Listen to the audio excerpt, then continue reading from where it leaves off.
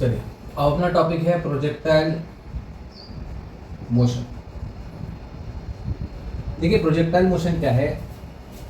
Projectile motion बहुत important motion है। कोई स्पोर्ट्स हो वहाँ पे भी काम आता है, वॉर हो जाए तो मिसाइल गिराने में भी काम आता है।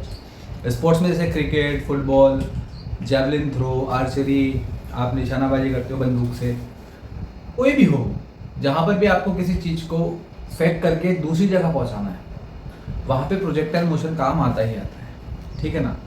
अब हम बात करते हैं कि प्रोजेक्टाइल मोशन क्या होता है। देखिए, अभी तक हमने 1D मोशन पढ़ा हुआ है, रेक्टिलिनियर मोशन, और हमने पढ़ा है मोशन इन प्लेन। तो दो मोशन पढ़ लिए। अभी मोशन इन प्लेन का ही एक एग्जांपल है प्रोजेक्टाइल मोशन। देखिए, जब भी हम किसी ऑब्जेक्ट को किसी एंगल पे हॉरिजॉन्टल के साथ ऐसे फेंकेंगे v वेलोसिटी से, तो ऑब्जेक्ट क्या करती है, ऑब्जेक्ट एक पैराबोलिक पाथ पर चलती है under influence of g, acceleration. सही ना। देखिए, यहां पर ग्रेविटेशनल एक्सेलरेशन हमेशा नीचे की तरफ काम कर रहा है, ठीक है ना, towards the centre of earth. जैसे मान लीजिए ये है, अगर मैं इसको फेंकूंगा तो ये ऐसे जाएगा। नीरज चोपड़ा का जेवलिन जो जाता है, नीरज चोपड़ा ऐसे अपने हाथ से पकड़ेगा जेवलिन को और ऐसे थ्रो करेगा, तो थ्रो करने के बाद ये जेवलिन ऐसे जाएगा जाएगा जाएगा, और आप देखो उसका जो पाथ होता है एग्जैक्टली ऐसे होता है जैसे मारकर जा रहा है यूं। या मान लीजिए वैभव सूर्यवंशी ने 6 मारा, तो वो बॉल भी ऐसे उड़ेगी और ऐसे जाएगी। तो ये जो उड़ के जाने वाला मोशन है ना, या मान लीजिए एक टैंक है, लड़ाई होती है ना, वॉर वाला, मिलिट्री वाला टैंक, उस टैंक से किसी ने गोला छोड़ा, तो जो गोला है वो भी ऐसे उड़ के और ऐसे जाए, वो प्रोजेक्टाइल मोशन ही है। ठीक है ना। किसी आर्चर ने एक एरो को ऐसे करके छोड़ा, तो एरो भी ऐसे उड़ के फिर ऐसे जाता है। ठीक है ना। बाहुबली मूवी में देखा था, वो ऐसे गोला होता है, उसमें आग लगा देता है चद्दर के साथ बांध के, और फिर उसको ऐसे उड़ाता है, तो वो गोले सब उड़ के ऐसे जाते हैं। तो ये जो मोशन है ना, ऊपर जाकर के नीचे जाने का, पैराबोलिक पाथ पे जो मोशन है, इसी मोशन को हम लोग प्रोजेक्टाइल मोशन बोलते हैं। अजय देवगन अपनी बाइक को जब उड़ाता है ना मूवीज में, तो वो प्रोजेक्टाइल मोशन ही होता है। ठीक है ना। तो कोई भी चीज अगर अंडर ग्रेविटी इस तरह से मूव कर रही है, 2 डायमेंशनल, 1 डायमेंशनल नहीं, 2 डायमेंशनल, अगर मान लीजिए ये ऊपर जाकर के वापस नीचे आ रही है कोई चीज, ये भी मोशन अंडर ग्रेविटी है, but it is 1 dimensional motion. It is considered to be a 1 dimensional motion, whereas it is a 2 dimensional motion. मतलब इसमें y कोऑर्डिनेट भी चेंज हो रहा है, x कोऑर्डिनेट भी चेंज हो रहा है। तो इस मोशन को हम लोग क्या बोलते हैं, प्रोजेक्टाइल मोशन बोलते हैं। लेकिन प्रोजेक्टाइल मोशन पढ़ने से पहले और समझने से पहले हमें एक चीज होगी जो बहुत जरूरी है समझना, असम्पशंस हम कुछ मानते हैं, असम्पशंस मानने के बाद ही हम प्रोजेक्टाइल मोशन को पढ़ेंगे। पहला जो असम्पशन हम मानते हैं, वो मानते हैं कि एयर रेजिस्टेंस 0 है। मतलब देखिए, होता क्या है कि एक्चुअली अगर हम देखें प्रैक्टिकली, कि अगर मान लीजिए इस मार्कर को भी मैं ऊपर फेंक रहा हूँ, तो इस मार्कर पे एयर रेजिस्टेंस लगा रही है, फोर्स लगा रही है। ठीक है ना, एक्चुअल अगर देखा जाए तो। लेकिन जब हम पढ़ाई करेंगे इसके बारे में, तो हम देखिए मेंस और नीट लेवल तक हम एयर रेजिस्टेंस को 0 मानेंगे। एडवांस में क्वेश्चन आ सकता है एयर रेजिस्टेंस का, इंक्लूड कर सकते हैं एयर रेजिस्टेंस, बहुत ज़्यादा डिफिकल्ट बात नहीं है। इवन 1D में हमने ऐसा क्वेश्चन भी किया था जिसमें एयर रेजिस्टेंस को हमने इंक्लूड किया था 1D वाले में। वैसे यहाँ पे भी कर सकते हैं, कोई दिक्कत नहीं है, लेकिन फिलहाल हम एयर रेजिस्टेंस को 0 मानेंगे। जो हम बेसिक कैलकुलेशंस करेंगे उसमें एयर रेजिस्टेंस को 0 मानेंगे। हम मानेंगे जो the only force acting on the particle, only force acting is gravity. Only gravitational force हम मानेंगे। एक्सेलरेशन जो होगा वो g के बराबर होगा, नीचे की तरफ होगा ऑलवेज। तो ये 2 बातें हैं जो कि हमें बहुत ज़रूरी है अज्यूम करनी, माननी, कि एक तो हॉरिजॉन्टल डायरेक्शन में कोई फोर्स नहीं होगा। ठीक है ना। तो यहाँ ये भी लिख देता हूँ मैं, no force in x direction. इस केस में x डायरेक्शन हमने ये लिया है, तो यहाँ पे x डायरेक्शन में कोई भी फोर्स नहीं होगा। फिलहाल हम ये मान के चलेंगे, the only force acting on the particle is gravitational force mg, the weight. Okay, उसके अलावा कोई और फोर्स यहाँ पर काम नहीं करेगा। ये हमने मान लेना है। बाकी अगर हम देखें 2D मोशन बहुत आसान है। Projectile motion is basically 2D है, बट इसको हम 2 1D में डिवाइड करके काम करेंगे पूरा का पूरा। देखते हैं और सीखते हैं कैसे। देखिए मैं कह रहा हूँ 2 1D मोशन ऐसे पढ़ेंगे हम लोग इसको, मतलब ये जो पूरा मोशन है इसको हम 2 1D में डिवाइड करेंगे। जैसे देखते हैं क्या, ये इनिशियल स्पीड थी u, ठीक है ना, x एक्सिस के साथ थीटा एंगल पे, ये y एक्सिस। तो हम u को 2 पार्ट में डिवाइड करेंगे, ठीक है ना। u का x कंपोनेंट आ जाएगा u cos theta, x component u cos theta, और u का y कंपोनेंट आ जाएगा u sin थीटा। ठीक, अब हम लोग x की बात कर रहे हैं तो x में कोई भी एक्सेलरेशन है क्या? नहीं है, ठीक है ना। और y में एक्सेलरेशन है क्या? माइनस जी के बराबर है, एक्सेलरेशन माइनस जी के बराबर है, ठीक है। उसके अलावा अगर हम बात करें यहाँ पर फाइनल वेलोसिटी यहाँ पर u cos थीटा कांस्टेंट हो जाएगी, जबकि ये u sin थीटा कांस्टेंट नहीं है, वो चेंज होती रहेगी, वो अभी हम निकालते रहेंगे, वो कोई दिक्कत नहीं है। कैसे निकालेंगे? हम निकाल सकते हैं u v equals to u sin theta minus gt, और भी सब तरीके से हम निकालेंगे, करते हैं। फिलहाल समझने की बात यह है कि हम ये प्रूव करें सबसे पहले कि जो पाथ है एक पैराबोलिक पाथ है। ये जो पाथ है एक पैराबोलिक पाथ है, इसको हम प्रूव करते हैं, ठीक है।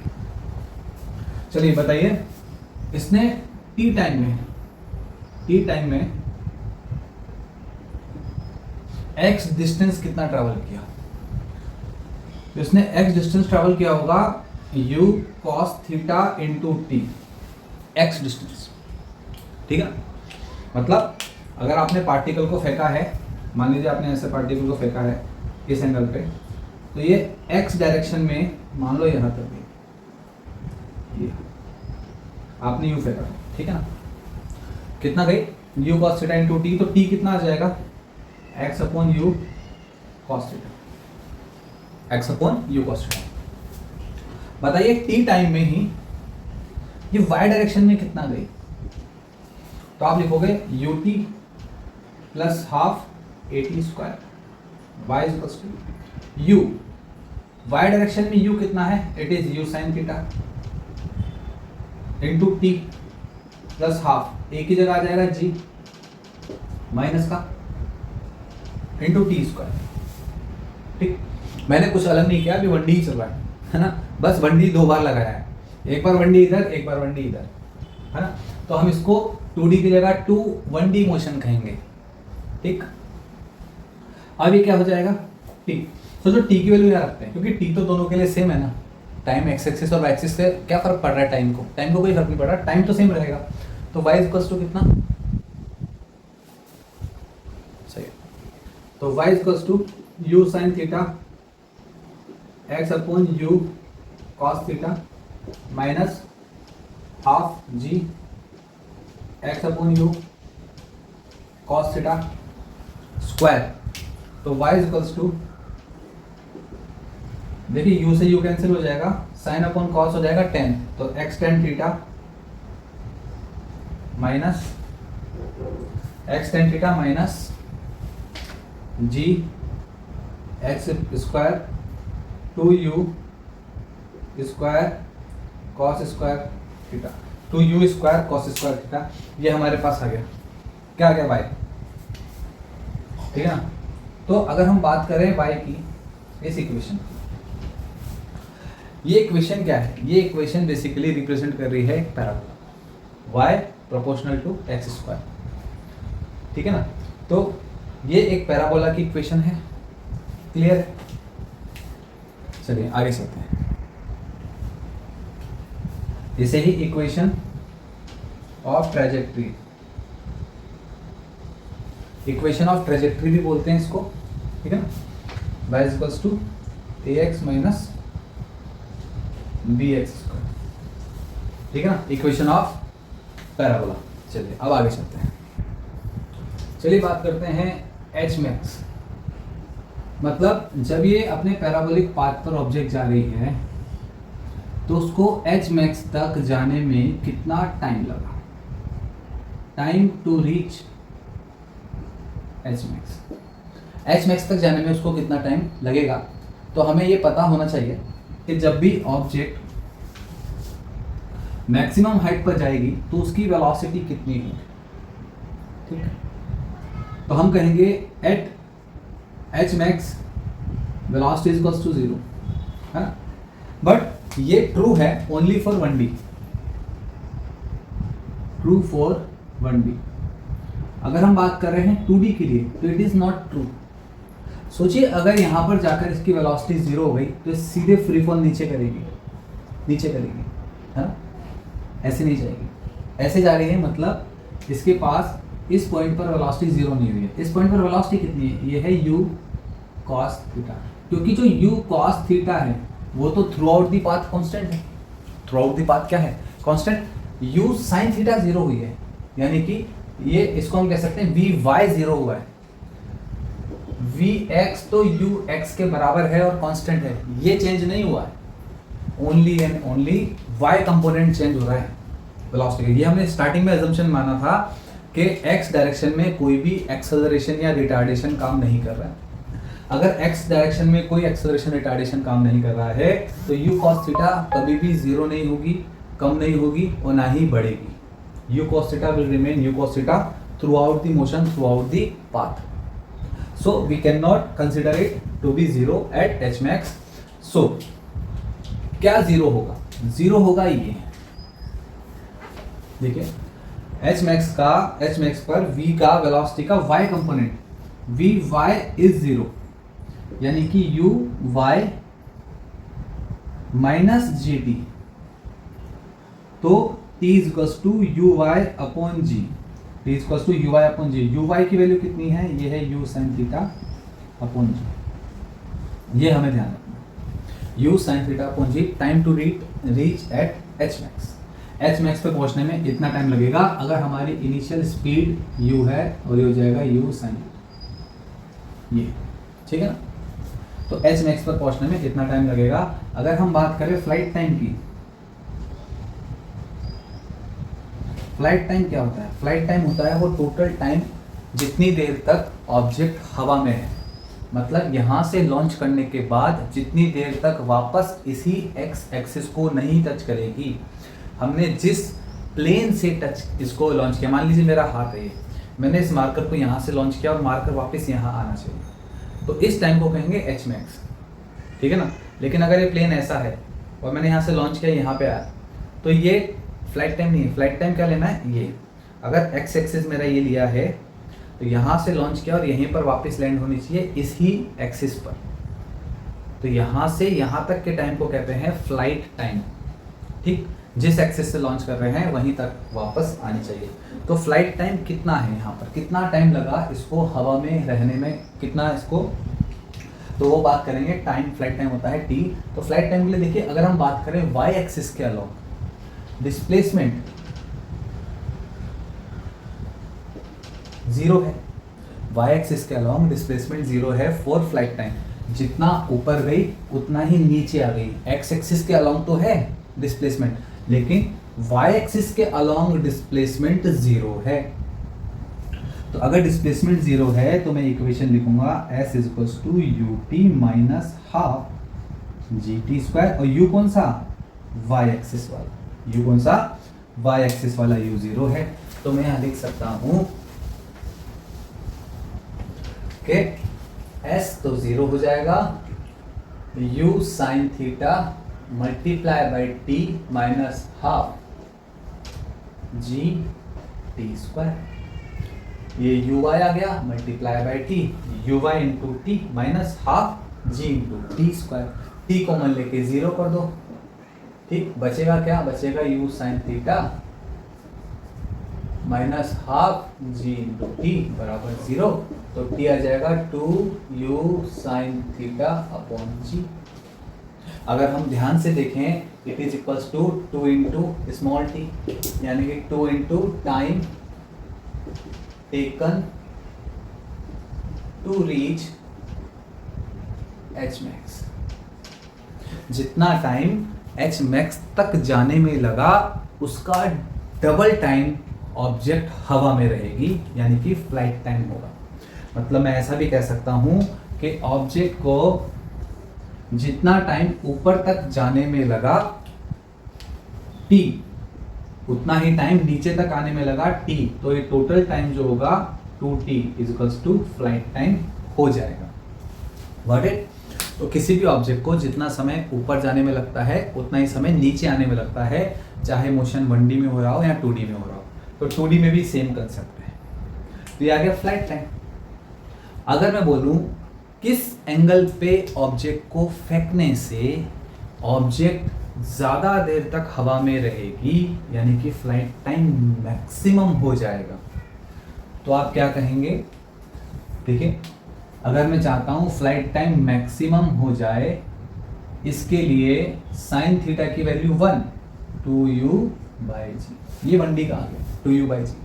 साइन थीटा की वैल्यू 1 कब होती है? साइन थीटा की वैल्यू 1 होती है 90 डिग्रीज पर, यानी कि ऑब्जेक्ट को आप वर्टिकली अपवर्ड्स थ्रो करोगे, अपवर्ड्स थ्रो करने पर आपकी जो ऑब्जेक्ट है वो ज़्यादा समय तक हवा में रहेगी। किसी और एंगल पे फेंकने पर ऑब्जेक्ट कंपैरेटिवली जल्दी नीचे आ जाएगी। तो किसी ऑब्जेक्ट को अगर ऐसे फेंकोगे ज़्यादा देर तक हवा में रहेगी, और अगर आपने थोड़ा सा भी तिरछा किया तो वापस से नीचे आ जाएगी। क्वेश्चन ये बन सकता है कि बताइए कितनी देर, कितनी ऊंचाई तक आप किसी ऑब्जेक्ट को फेंक सकते हो, कितनी ऊंचाई तक? तो हम ऐसा करेंगे, देखिए इक्वेशन लगा सकते हैं v² = u² - 2gh। h max पर y कंपोनेंट जो है वेलोसिटी का वो 0 होगा। h मैक्स पर y कंपोनेंट वेलोसिटी का 0 हो जाएगा, यानी कि ये 0 x कंपोनेंट होता है u sin theta whole square - 2gh। तो h मैक्स है ना, एट ऐसे लिख सकते हैं एट h मैक्स vy0, सही ना। तो h मैक्स आ जाएगा u² sin square theta upon 2g। ये मैक्सिमम हाइट आ गई ऑब्जेक्ट की, बात समझ आ रही? तो किसी ऑब्जेक्ट को सबसे ऊपर तक फेंकना चाहते हो आप, आपकी ताकत फिक्स है भाई, मैं इस मार्कर को कितना तेज फेंक सकता हूँ, मेरी ताकत तो फिक्स है, लेकिन मैं किस एंगल पे फेंकूं कि मार्कर बहुत ऊपर जाए, तो उसके लिए मैं कह सकता हूँ h मैक्स का भी मैक्सिमम होगा। h मैक्स की मैक्सिमम वैल्यू, हाइट की मैक्सिमम वैल्यू कब होगी? जब साइन थीटा की वैल्यू हो जाएगी 1, थीटा हो जाएगा 90 डिग्री। तो 90 डिग्री की एंगल पे फेंकने पर किसी भी ऑब्जेक्ट को, तो h जो होगा, हाइट जो होगी उसकी मैक्सिमम होगी u²/2g हो जाएगी मैक्सिमम हाइट किसी भी ऑब्जेक्ट की। लेकिन बताइए, मेरे को किसी ऑब्जेक्ट को बहुत दूर फेंकना है, ऊपर की बात नहीं कर रहा, मैं दूर की बात कर रहा हूं। जैसे कि जेवलिन थ्रो में नीरज चोपड़ा ने फेंका है ना, जेवलिन को फेंका ना, तो मैं चाहता हूं बहुत दूर जाए। मान लीजिए मैं नीरज चोपड़ा का कोच हूं, तो मैं उसको सिखाऊंगा ना कि जेवलिन दूर कैसे जाएगा। अब मान लीजिए नीरज चोपड़ा की जो हाथ की मसल है या शरीर की जो मसल्स है, उसकी जो कैपेसिटी है वो तो फिक्स है, जितनी पावर वो लगा सकता है, जितनी ताकत वो लगा सकता है, वो तो फिक्स है ना। बाकी क्या आता है? बाकी आ जाएगा पूरा का पूरा आपका टेक्निकल्स, ठीक है ना, आपकी टेक्निक्स, आपकी टेक्निक, पूरा टेक्निकल चीजें हम लोग लेंगे, तो उसमें कैलकुलेशंस काम आती है, वहां पे साइंस काम आता है। हम किस एंगल पे फेंकें ऑब्जेक्ट को कि वो बहुत दूर जाए, सबसे ज्यादा दूर जाए। तो सबसे पहले ये दिखाते हैं कि कितना दूर जाएगी कोई ऑब्जेक्ट। हम बात करेंगे रेंज की, हॉरिजॉन्टल रेंज। हॉरिजॉन्टल रेंज का मतलब कि आपने ऑब्जेक्ट को ओ से फेंका और घूम के यहाँ तक आई, तो ये जो जगह है ना, ये डिस्टेंस, हॉरिजॉन्टल डिस्टेंस, इसको कहते हैं रेंज, हॉरिजॉन्टल रेंज। रेंज निकालने के लिए क्या करेंगे? r = ux × time. भाई आपकी ऑब्जेक्ट इस डायरेक्शन में है, इस डायरेक्शन में कितनी स्पीड से चल रही है? u cos थीटा से। और कितनी टाइम तक चल रही है? फ्लाइट टाइम तक, फ्लाइट टाइम तक। तो हम लिखेंगे u cos theta × flight time, यानी कि 2u sin theta upon g। तो हॉरिजॉन्टल रेंज आ जाएगी 2u² sin theta cos theta upon g, u², 2 sin theta cos theta upon g, ये हो जाएगा u square sine 2 theta upon, ये range आ जाएगी हमारे पास हॉरिजॉन्टल रेंज। मतलब किसी भी ऑब्जेक्ट को अगर हम फेंकेंगे u स्पीड से थीटा एंगल पर तो वो r डिस्टेंस पे जाएंगे। ठीक, अब यहाँ पे समझते हैं कि कितने एंगल पर फेंकें कि ऑब्जेक्ट मैक्सिमम दूरी पे जाए। तो मैक्सिमम r मैक्सिमम हो उसके लिए जरूरी है कि साइन 2 थीटा की वैल्यू 1 हो। साइन 2 थीटा की वैल्यू क्या हो 1, क्योंकि मैं कितनी स्पीड से फेंक सकता हूँ वो मेरी ताकत फिक्स है, अर्थ की भी ताकत फिक्स है ना, कितना फोर्स अर्थ लगा सकते हो वो फिक्स है। बचा क्या टेक्निक, टेक्निक मतलब एंगल, कितने एंगल पे फेंकना है। तो यहाँ पे 2 थीटा की वैल्यू आ जाएगी π/2 यानी कि 90 डिग्री, तो थीटा की वैल्यू आ जाएगी 45 डिग्री। तो किसी ऑब्जेक्ट को 45 डिग्री पे थ्रो करने से, 45 डिग्री पर ऐसे फेंकने से ऑब्जेक्ट मैक्सिमम दूरी तक जाएगी, उसकी जो अप्रोच होगी वो बहुत, मतलब उसकी जो रेंज होगी वो मैक्सिमम होगी, हमें यहाँ पे u और g कांस्टेंट कंसीडर करने के बाद। ठीक है, तो इसका मतलब हो गया कि जो नीरज चोपड़ा हैं वो अपने जेवलिन को, या कोई भी एथलीट अपने जेवलिन को कितने डिग्री पर फेंकेगा 45 डिग्री पे फेंकेगा, तो वो रेंज मैक्सिमम होगी। लेकिन इन लोगों का जो फेंकने का एंगल होता है वो कभी कभी 45 नहीं होता है, किसी का 37 38 भी होता है। होता क्या है समझिए कि अगर मैं किसी चीज़ को फेंक रहा हूँ तो मेरी मसल की जो पावर है वो किसी एंगल पे ज़्यादा काम करती है, किसी एंगल पे कम काम करती है ना। तो उस पर भी डिपेंड करता है। हमने तो सिर्फ एक ही फोर्स कंसिडर किया है ग्रेविटी, बट एक्चुअल में एयर का रेजिस्टेंस होता है, एयर किस डायरेक्शन में फ्लो कर रही है, वो सब चीज़ें भी कंसिडर करनी पड़ती है। तो वो ऑन स्पॉट जो एथलीट हैं वो इतने ट्रेंड होते हैं कि वो एंगल को एडजस्ट कर लेते हैं। अगर आप देखेंगे जिसमें नीरज चोपड़ा ने गोल्ड जीता था ओलंपिक में, उसमें उन्होंने 37 या 38 डिग्री पर थ्रो किया था।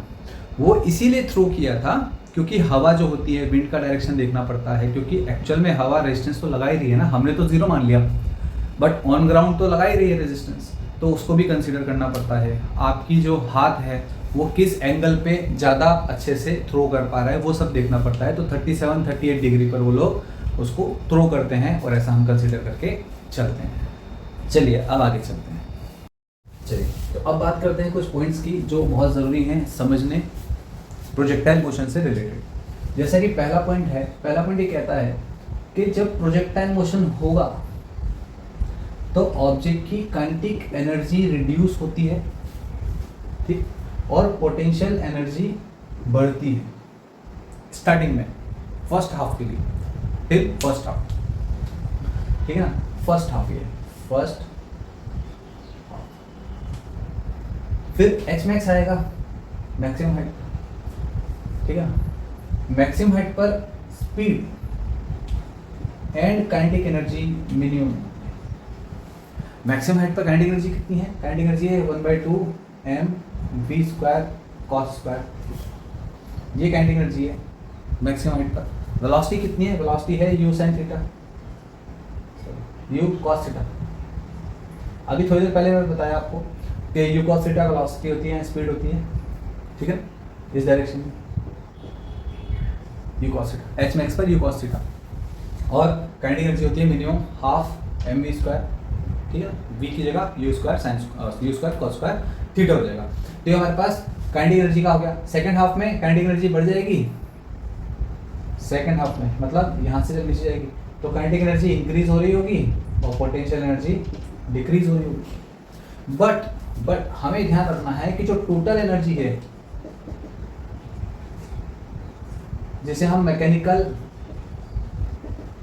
एनर्जी कहते हैं, वो कांस्टेंट है। मैकेनिकल एनर्जी क्या है? कांस्टेंट। क्यों कांस्टेंट है भाई? मैकेनिकल एनर्जी क्यों कांस्टेंट है? Because there is no external force, sorry there is no air resistance, air resistance नहीं है तो फिर टोटल एनर्जी कांस्टेंट रहेगी, यानी कि Ke प्लस P दोनों का सम क्या रहेगा?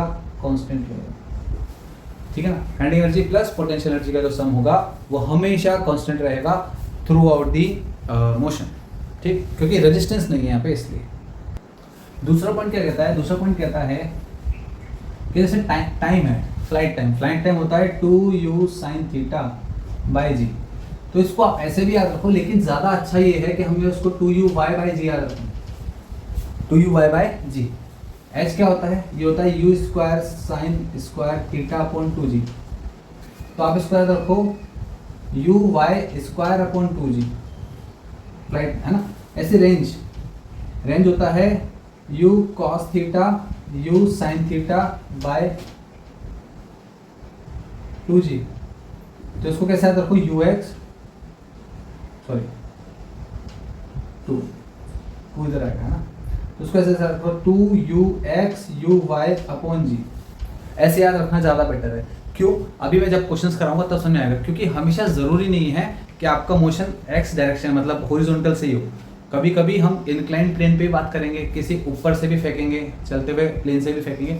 इस तरह के बहुत सारे क्वेश्चंस आने वाले हैं, तो वहाँ पर ये फॉर्मूलाज काम आते हैं। ठीक, ये बात हमें ध्यान रखनी है। इसके अलावा एक बहुत अच्छा फॉर्मूला हम लोग डिराइव करते हैं अभी टाइम पीरियड का। अब वापस आ जाते हैं हम लोग प्रोजेक्टाइल इक्वेशन ऑफ ट्रेजेक्ट्री।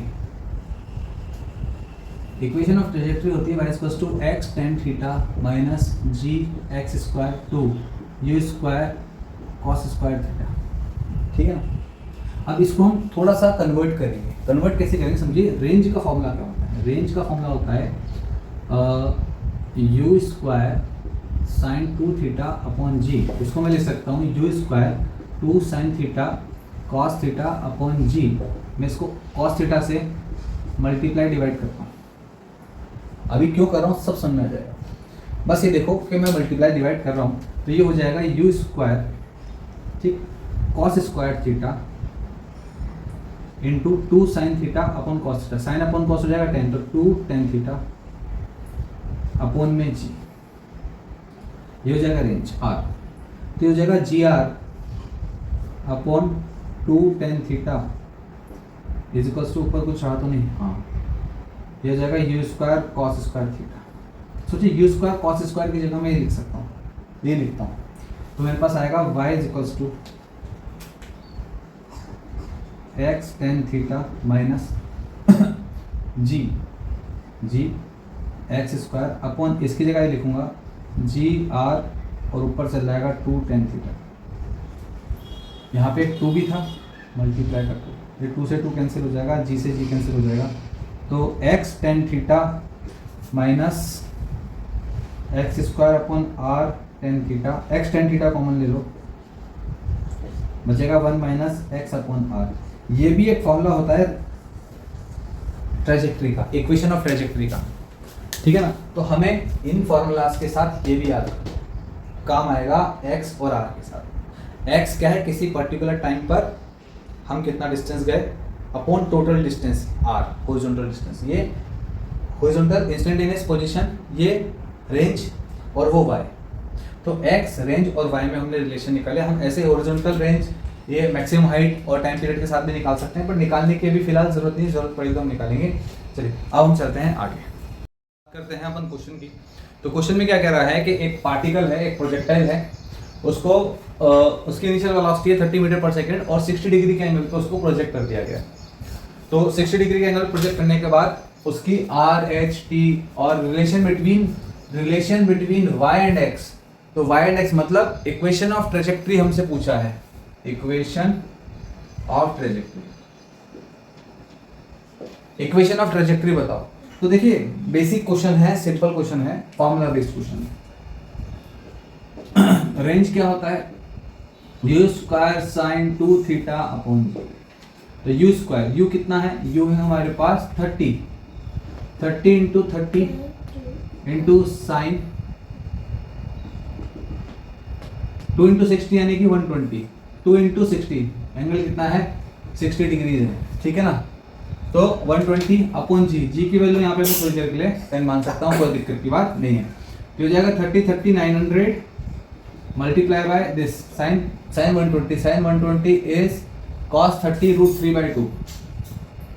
ठीक है ना। और सेकंड क्वाड्रेंट में साइन पॉजिटिव होता है, आंसर पॉजिटिव ही आएगा, अपॉन 10। तो कितना हो जाएगा, 0 से 0 गया, 90 जाएगा 45 तो 45√3 मीटर, ये इसकी हॉरिजॉन्टल रेंज आ गई, ठीक है ना, हॉरिजॉन्टल रेंज। के बाद हम बात करेंगे हॉरिजॉन्टल रेंज के बाद मैक्सिमम हाइट की। मैक्सिमम हाइट का फॉर्म होता है u square sine square theta upon 2g, you square sine square theta upon 2g।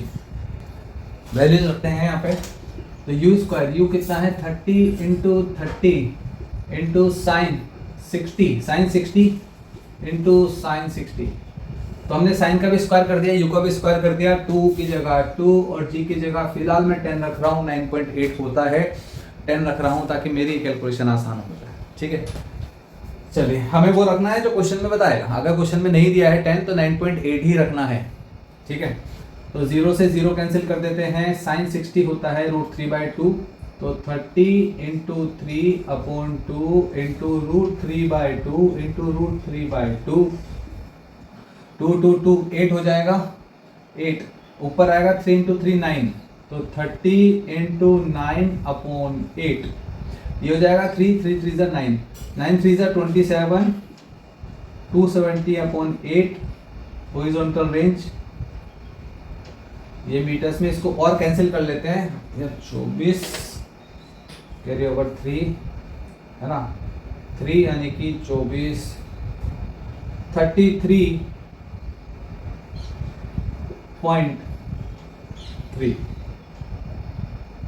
24 6 आ जाएगा, 8 पंचाले 8 निकाले आ सकते 56, 33.7 मीटर्स, ये हमारे पास मैक्सिमम हाइट आ गई। थर्ड चीज पूछी है फ्लाइट टाइम। फ्लाइट टाइम निकालने का तरीका क्या है, t equals to 2u sine theta upon g, 2 into 30 into sine theta मतलब साइन 60 अपॉन 10, तो 0 से 0 कैंसिल कर दिया, हो जाएगा 6 इंटू √3/2, 2 से जाएगा, यह जाएगा 3√3 सेकेंड्स, ठीक है ना। और √3 की वैल्यू होती है 1.69, तो उसको हम लोग 1.7 मान करके 1.7 अप्रोक्सीमेट और कर सकते हैं। इसके बाद हमसे पूछा है y और x में रिलेशन, यानी कि हमसे पूछा है equation of trajectory. Equation of trajectory होती है x tan theta minus g x square upon 2 u square cos square theta, g x square minus u 2u cos square theta. तो यहाँ पे हम लोग वैल्यू रखते हैं, y की जगह y, x की जगह tan 60 माइनस जी की जगह मैं 10 रख देता हूँ, x square upon 2 into 30 square, u कितना है 30 है, तो 30 square into cos square theta, cos कितना है, कॉस है हमारे पास cos 60 इंटू कॉस 60, ऐसा cos 60 होता है 1/2, तो y इक्वल्स टू tan 60 कितना होता है, sin 60 √3/2 इंटू 1/2 यानी कि √3, तो x √3 minus 10 x square upon 30 ये हो जाएगा 1/2, ठीक है ना। तो 1/2 से इसको 15 कर दो, 15 का स्क्वायर 225, और 225 का अगर हम 2 से मल्टीप्लाई करेंगे तो 450, ये है रिलेशन। आप चाहो तो इसको और आगे सिंप्लीफाई कर सकते हो, x √3 minus x square upon 45। मैं इसको यहीं पे खत्म कर रहा हूँ, आप आगे चाहो तो सॉल्व इसको, वैसे तो जरूरत नहीं है, इतना भी रिलेशन काफी है। It represents a ellipse, sorry parabola, ठीक है ना। एक पैराबोला की इक्वेशन आ गई। चलिए आगे चलते हैं नेक्स्ट क्वेश्चन पर। तो नेक्स्ट क्वेश्चन कह रहा है, a body is projected with velocity 20 metre per second in a direction making 60 degree with horizontal. मतलब ऑब्जेक्ट को आपने ऐसे फेंका है, ये 60 डिग्री पर फेंका है, ठीक है ना। कितनी वेलोसिटी से, 20 मीटर पर सेकेंड, वेलोसिटी 20 मीटर पर सेकेंड। अब कह रहा है कि इसकी पोजीशन बताओ 0.5 सेकंड के बाद। अब 0.5 सेकंड के बाद पोजीशन के लिए मतलब क्या है कि सबसे पहले तो x बताओ, x होता है u cos theta into t, तो कर देंगे 20 cos 60 मल्टीप्लाई बाय 0.5 को मैं 1/2 लिख देता हूँ, सिंपल हो जाएगा। तो cos 60 भी 1/2 होता है, ये भी 1/2, तो आंसर आ जाएगा 5। हॉरिजॉन्टल डिस्टेंस जो इसने ट्रैवल किया आधे सेकंड में ऐसे, वो था 5 मीटर। बात करें वर्टिकल की y की तो आता है ut minus half gt square, u हो जाएगा u sine 60 into t minus half g into t square. अब वैल्यू रखता हूँ 20 sine 60 into 1/2 minus half into 10 into 1/2 into 1/2। 1/2 का स्क्वायर है इसलिए मैंने 2 बार यहाँ पर कर दिया। तो y कोऑर्डिनेट निकालने के लिए बेसिक इक्वेशन लगा दी। हमें पता है इनिशियल स्पीड जो होती है वर्टिकल डायरेक्शन में वो होती है u साइन थीटा। तो u साइन थीटा लिख दिया, थीटा की वैल्यू 60 दे ही रखी है, ठीक। तो हो जाएगा 20 से ये जाएगा, अच्छा साइन 60 होता है √3/2, तो ये जाएगा 5√3, ठीक। ये √3/2, 2 2 जार 4, 4 से जाएगा 5 टाइम्स √3 यहाँ बच जाएगा, माइनस आप देखिए यहाँ पर 1/2 1/2 1/2 तो 10/8, सिंपल, ठीक। इसको सिंप्लीफाई कर लेंगे तो हमारे पास आंसर आ जाएगा मीटर्स में। दैट्स इट, ठीक, 7 पॉइंट समथिंग आंसर आएगा, ठीक है। चलिए अब नेक्स्ट क्वेश्चन लेते हैं। तो नेक्स्ट क्वेश्चन क्या कह रहा है, नेक्स्ट क्वेश्चन पूछ रहा है what is the height of projectile when it is 3 metre away from the point of projection. मतलब क्या है कि इस पार्टिकल को ऊपर फेंका है, ठीक है ना, 60 डिग्रीज पे, इनिशियल स्पीड है 10 मीटर पर सेकेंड।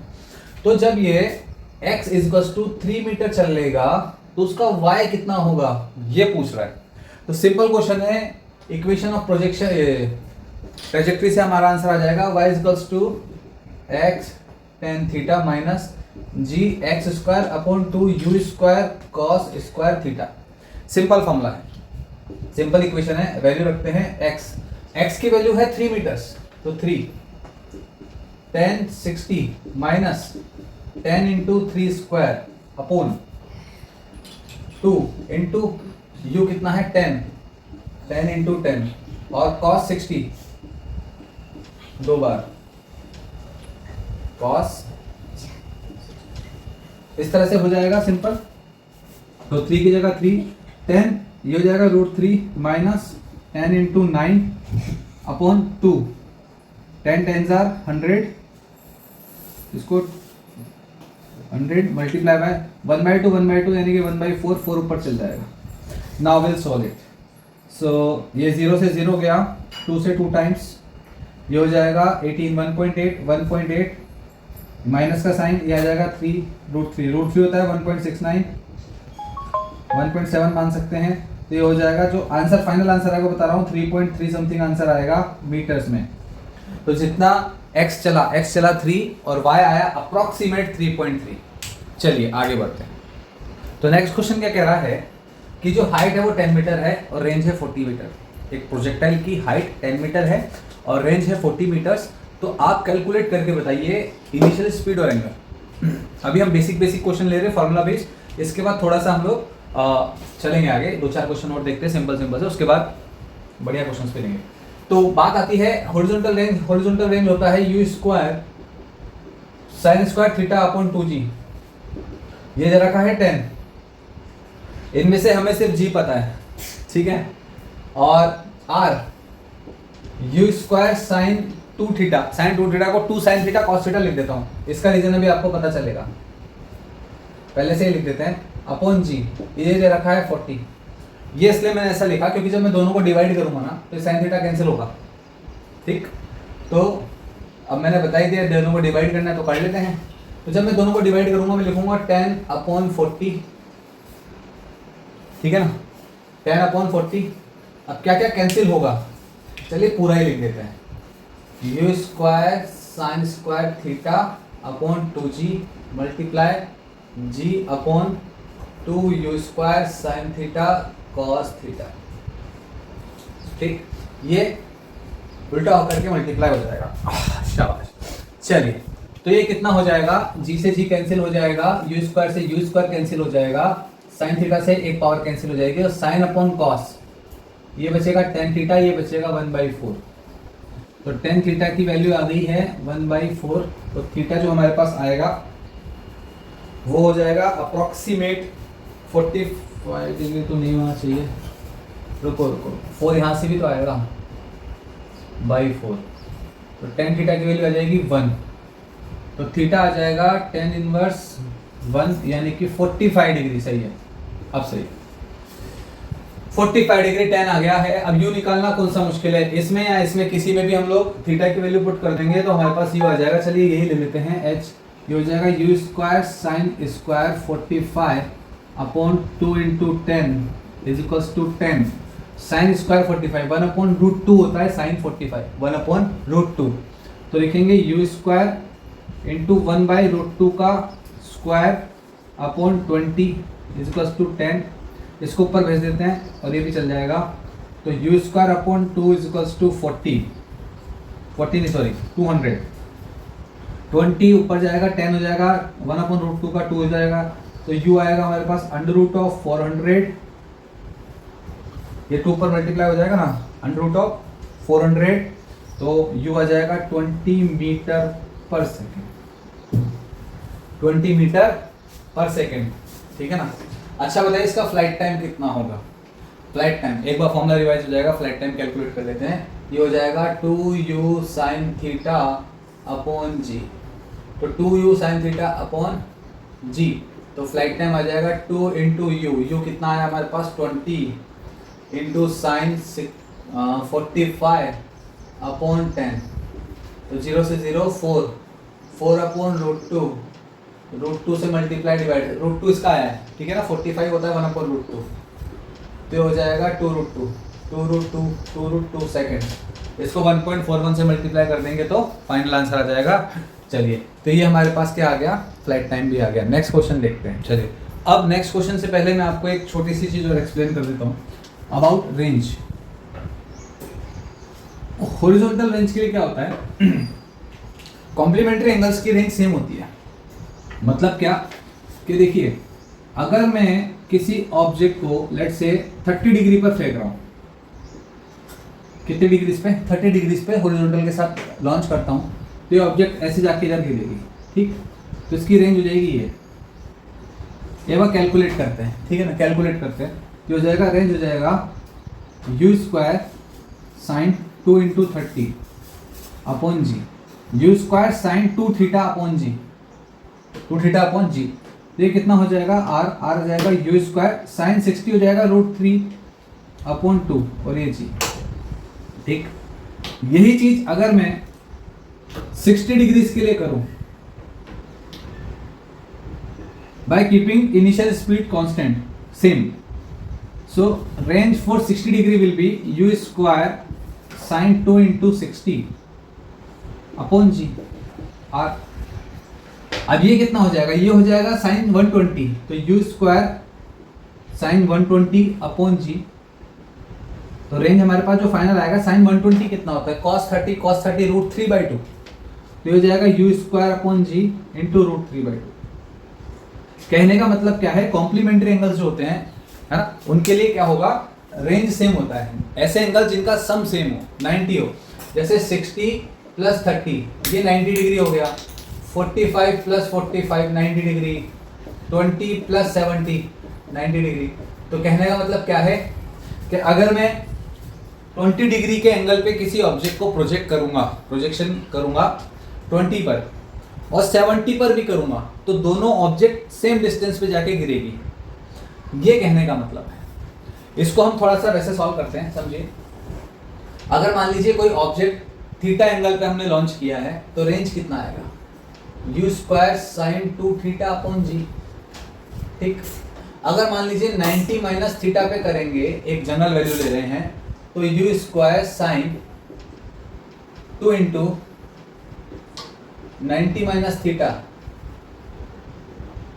ठीक, अपॉन जी, तो रेंज कितना हो जाएगा, u square sine pi 180 minus 2 theta upon g. अब साइन 180 माइनस 2 थीटा कितना होता है 2 थीटा, तो range is equals to u square sine 2 theta upon जी।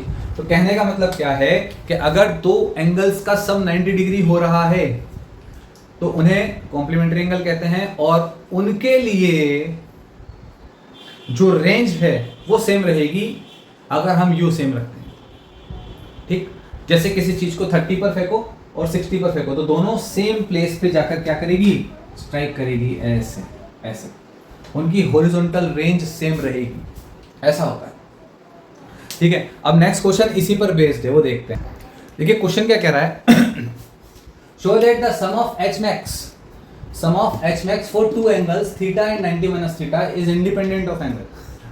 कहने का मतलब क्या है कि अगर आपने ऑब्जेक्ट को थीटा पर फेंका है और 90 माइनस थीटा पर, ये थीटा है और ये 90 माइनस थीटा है, तो दोनों का जो एच मैक्स का सम आएगा ना, एच मैक्स का सम, मैक्सिमम हाइट का सम, रेंज तो दोनों की सेम होगी, अभी हमने सीखा, बट हमें बताना है कि दोनों का जो एच मैक्स आएगा, इसका एच मैक्स और इसका एच डैश मैक्स कह देता हूं, दोनों का जो सम है H max plus H dash max, वो इंडिपेंडेंट ऑफ थीटा, मतलब उसमें ट्रिग्नोमेट्री फंक्शन नहीं आना चाहिए।